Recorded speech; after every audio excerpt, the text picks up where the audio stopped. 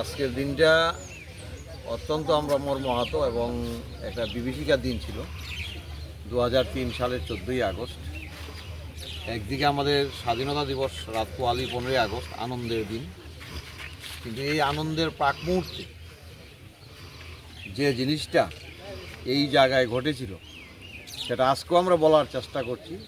সেই বিভীষিকা দিবস যেটা স্বাধীনতার প্রাক লগ্ন থেকে শুরু হয়েছিল এবং আজকের দিনেও নরেন্দ্র মোদীজি সেই দিনটাকে বিভীষিকা দিবস হিসাবে পালন করার জন্য ভারত সরকার গ্রহণ করেছে এবং প্রত্যেকটা জায়গায় পালিত হচ্ছে। এই জিনিসটার রেশ কিন্তু আজকেও কাটেনি। তারই প্রতিফলন আজকে আমরা বিশেষ করে 2014 সালের 14ই আগস্ট 2003 সালের 14ই আগস্ট রাত্রি 9টায় মানে মানুষ আনন্দে আত্মারা। পরের দিন আমাদের 15ই আগস্ট স্বাধীনতা দিবস। ছোটো ছোটো শিশু, যুবক, বৃদ্ধ, মায়েরা খাওয়া দাওয়া করে নিশ্চিন্তায় ঘুমোতে গিয়েছিল।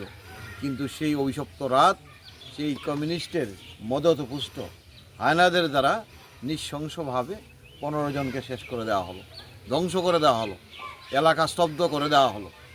সেই দিন আজকেও আমরা ভুলতে পারিনি এবং ওই শহীদদের প্রতি শ্রদ্ধা জানানোর জন্য প্রত্যেক বছর আমরা আমাদের কল্যাণপুর ভারতীয় জনতা পার্টি মণ্ডল এবং কমলনগর শক্তি কেন্দ্রের উদ্যোগে এশাকান্তায় শহীদ পরিবারদেরকে সঙ্গে নিয়ে তাদের স্মরণ করা, তাদের শ্রদ্ধাঞ্জলি দেওয়া, শহীদ পরিবারের পাশে থাকা এবং বিকালবেলায় ঠিক 3টায় এখানে শহীদ স্মরণে সমাবেশও অনুষ্ঠিত হয়।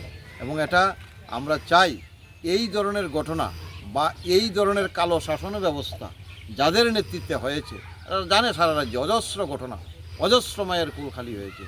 সেই শাসন ব্যবস্থা, কালো শাসন ব্যবস্থা যাতে আর ফিরে না আসতে পারে সেখানটায় আমরা প্রতিজ্ঞাবদ্ধ হই এবং প্রত্যেকটা মানুষ এখানে সামিল হয়েছে। দেখুন, অশ্রু দ্বারা এবং অনেকটি মা প্রত্যেক বছর চোখের জল ভেসে যায় এই দিনটা আসতে।